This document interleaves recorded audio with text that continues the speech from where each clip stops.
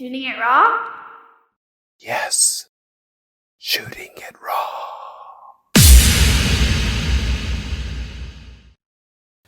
I have 5 images here that I'm looking at. And the first one I'm looking at is the one of the tent. But what I want to convey to people is that you are a professional working photographer. You are, I mean, for people who, you're a photojournalist, you do film sets, you do food photography, you're a working photographer.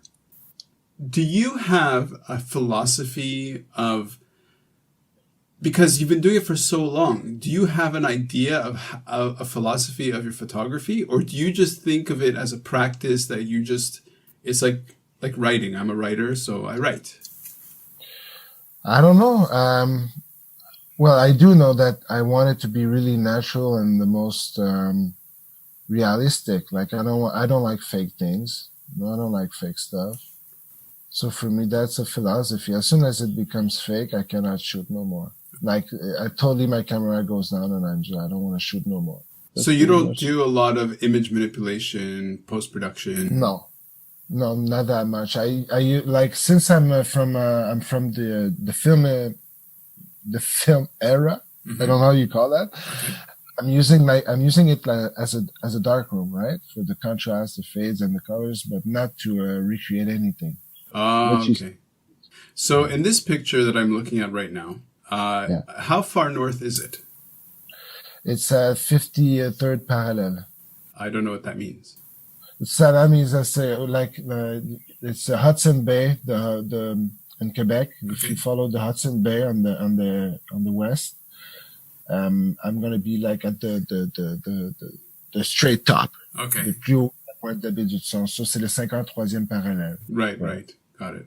So it's pretty hard. It's pretty far from here. It's pretty intense. I mean, so right now in the photo, so I'll just describe what I'm looking at. The Aurora Borealis, the beautiful green sort of wash above in the skies, lots of stars.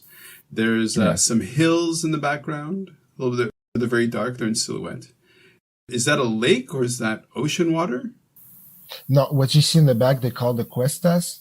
The cuestas, it's like way back then, the water level was way much higher, but ça l'a séché, it dried out. Right. So c'est comme si c'était le canal de la rivière. So if you walk on top of Cuestas, it's like if you were walking up a small hill and then suddenly it was like big drop. So it's Cuestas. Oh, okay.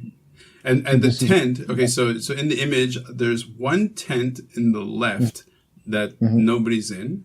There's a tent in the center, and it's it's like almost like a yurt pyramid shape. Inside, I see 1, 2, 3 people. Is that possible? Exactly. Yeah. Okay. 3 people. So the light is coming from within the tent, and I guess backpacks against the tent on the right. There are people like standing in the tent eating caribou stew. Oh wow, caribou stew! Wow. Yeah. So how long were you up there? I was there for 9 days. 9 days. Yeah. Okay, and this is spring, summer. It was in September. Okay. So it was just before fall. Yeah. Okay. Why did they send you up there? We went for a documentary, for two type of documentary. One about the food, like what the people are used to be eating, and now the processed food and everything, and the impact on them. And the other one was for the touristic department, so we took pictures for them at the same time. Okay, when you say that's a way of getting up there. That's how we work. Sometimes we work with the tourist industry, and then we get some money, and then we fly ourselves there with that kind of money. Yeah. When you say you have a group? Because on that case, like with this picture, I was working with Catherine Giroir, which is like the journalist with whom I'm working pretty much all of the time, and so it was a team job, right? Cool. So when you go out into the field to make photographs, I mean, we all have our processes.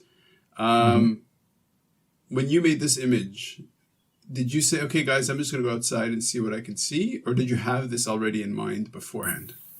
No, like, I guess everyone going up north is like expecting a des aurores boreales or like wishing for.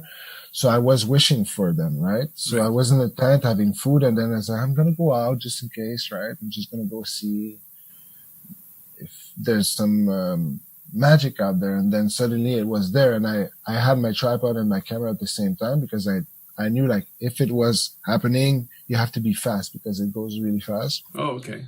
So, but it was like a moment thing. I didn't know that. I didn't know that it comes and goes quickly. Yeah. So what kind of are you shooting digital, or what are you shooting with? I was shooting digital on that day. It was like a Nikon D3X. Okay. How much gear do you bring with you when you go up there up north?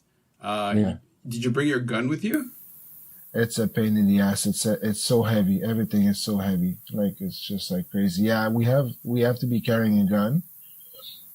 If it's not us, we have. It never happened though. But you have to be having a bear watch. Mm-hmm. So it's someone like just watching bears while you work. But never had an encounter never happened. Cool. Yeah, but you know what? The picture, like with les aurores boreales that we were talking about just a few minutes ago, we slept in that tent. Like the small tent in the back is our tent where we sleep, mm-hmm. And then when we woke up in the morning, there were wolf steps all around the tent. Wow, of course.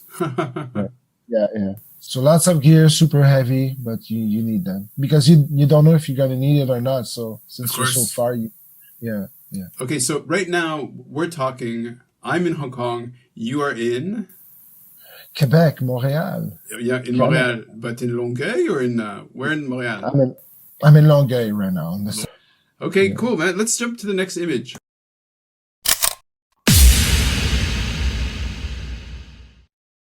So, is life really a gift? Really?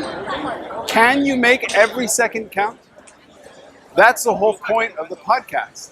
So if you like what you've seen and you're inspired, because that really is my mission, then please give it a like, subscribe, and share. Shooting it raw? Yes. Shooting it raw.